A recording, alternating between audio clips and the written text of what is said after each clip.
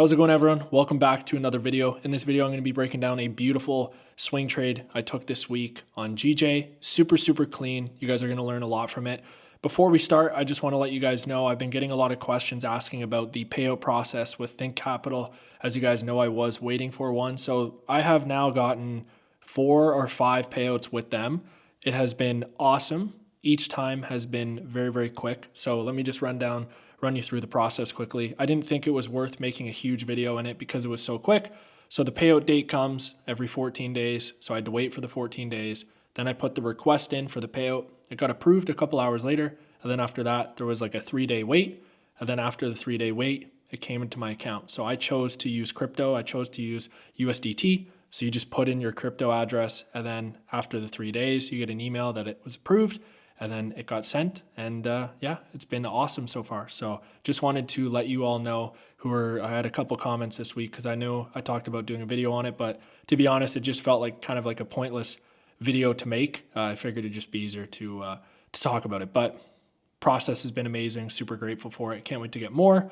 And yeah, without further ado, let's jump into the video. How's it going, everyone? Thanks for meeting me over here on the charts. This swing trade was an absolute beauty. This one was forecasted beforehand as well and just super clean. This is a beautiful example of utilizing the higher time frame and then working our way all the way down to the 4-hour, the 2-hour, the hourly, etc. There were a bunch of entries that could have been taken on the 4-hour, 2-hour, and hourly, depending on your preference. So right off the bat, guys, I'm going to do a full top-down analysis on this. So make sure you stick to the end of the video. I think you guys are going to get a ton of value away from this.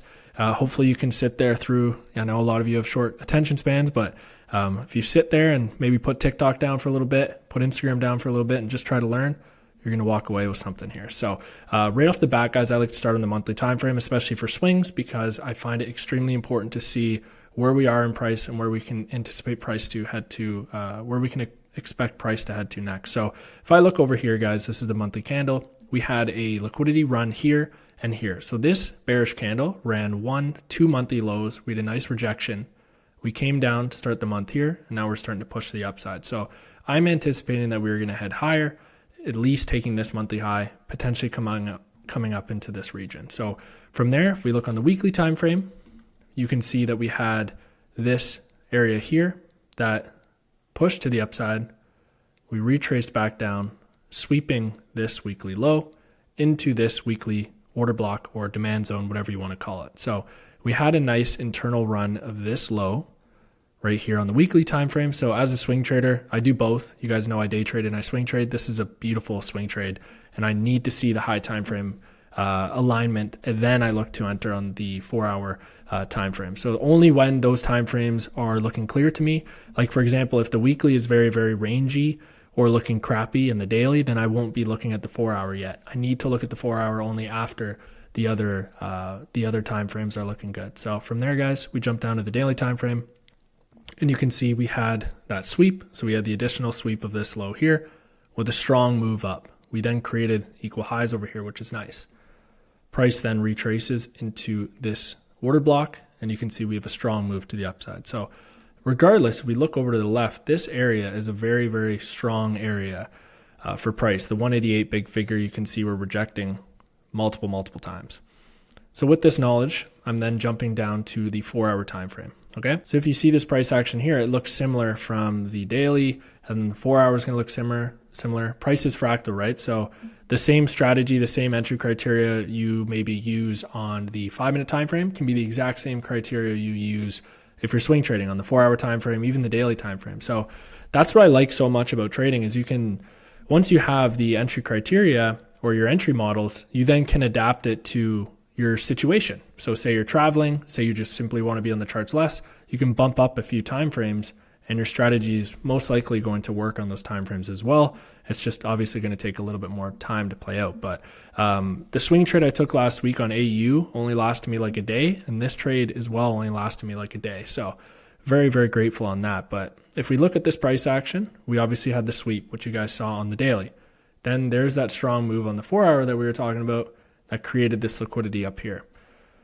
We also created a wonderful imbalance right here. And I want you to pay attention to something. Look at how these bodies respected this imbalance in price. This is a key area because it caused a big move to the upside. The market then retraced into this area, and you can see we had a nice accumulation. So not only did we have the accumulation, but we then had an additional sweep. So we had a nice sweep of these lows here. We had all these equal lows. So picture all the stop losses of these traders that would be looking along here. We stopped them out. Then we have another break of structure. So we have another powerful move out of this same area, breaking structure above this high here and this high over here. So a strong move to the upside. We then create another imbalance and look where all these bodies are holding, right?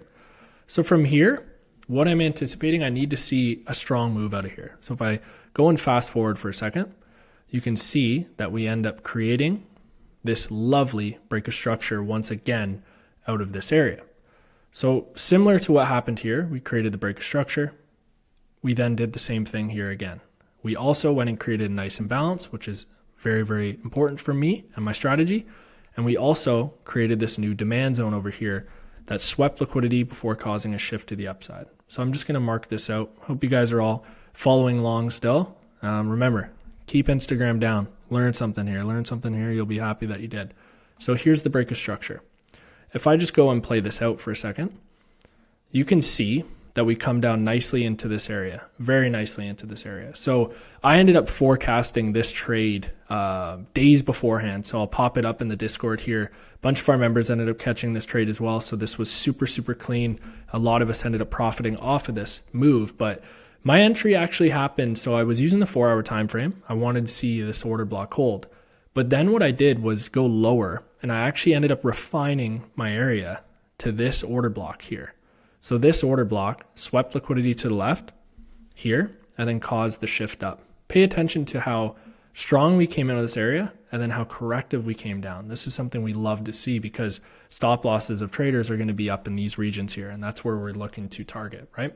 So because the high time frame made sense, now we're waiting for the lower time frame to make sense. And as a swing trader, the lower time frame is the 2-hour and the 1-hour and the 4-hour. Okay, so maybe your lower time frame is the 1 minute or the seconds, but not in this case. So I ended up market executing, guys, once we rejected out of this demand zone. Let me take a minute to introduce to you one of the top new prop firms in the industry, Think Capital. Think Markets, a fully regulated broker, has entered the prop space. With over 15 years of broker experience, this is massive for us traders.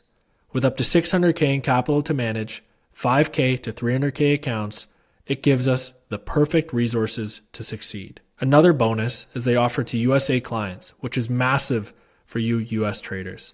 Use the link in the description and code RMTrading for 15% off any challenge. Let's get back to the video. Let me just show you where I entered this trade. So I ended up market executing at 189.392. So up here, once we had that rejection, I ended up entering. Let me just go and put 392.